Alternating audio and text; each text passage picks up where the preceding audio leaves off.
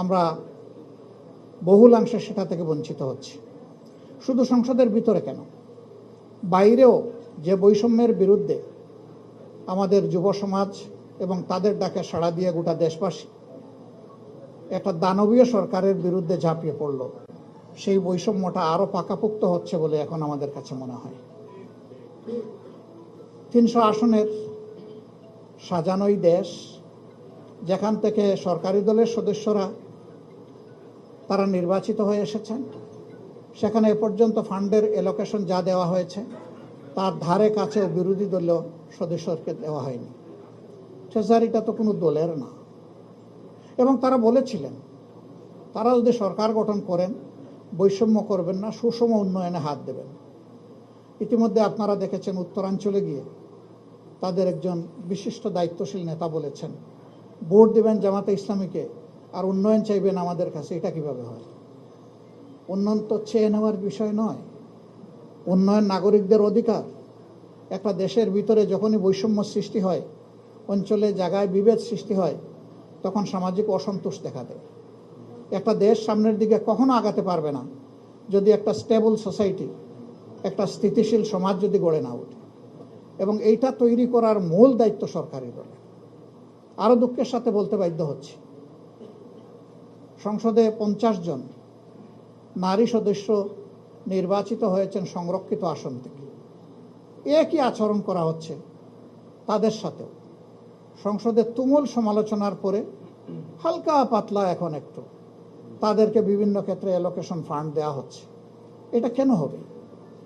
এটা তো সমান হওয়া উচিত। আপনারা তো এমনিতেই বেশি আছেন, তো বেশিরভাগ কাজ তো আপনাদের মাধ্যমেই সম্পন্ন হবে। এর উপরে আবার সম্পূর্ণ অসাংবিধানিকভাবে তারা অনেক সংবিধান কথা বলেন। যারা সংরক্ষিত নারী আসনের সদস্য রয়েছেন তাদের সবাইকে বিরোধী দলের আসনগুলোতে অতিরিক্ত দায়িত্ব দিয়ে বসানো হয়েছে।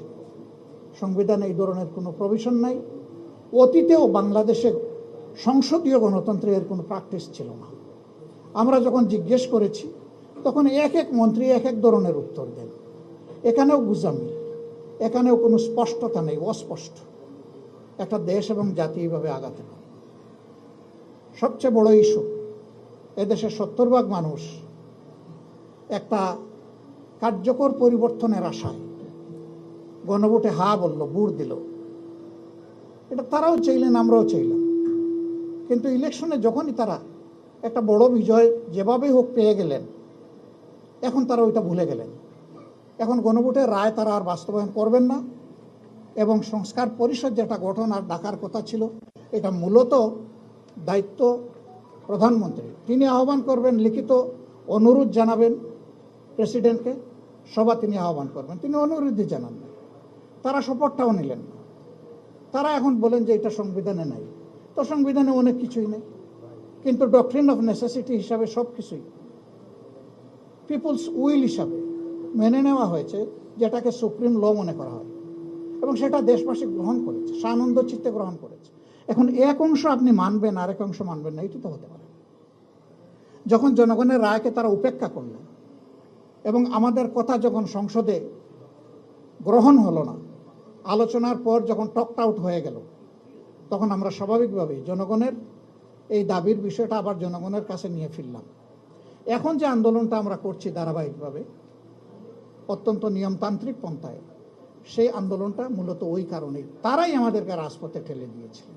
আমরা চেয়েছিলাম এর সমাধানটা সংসদের ভিতরে হোক, সংসদকে কেন্দ্র করে রিয়েল সংসদীয় রাজনীতিটা হোক। তারা এটা হতে দিলেন না।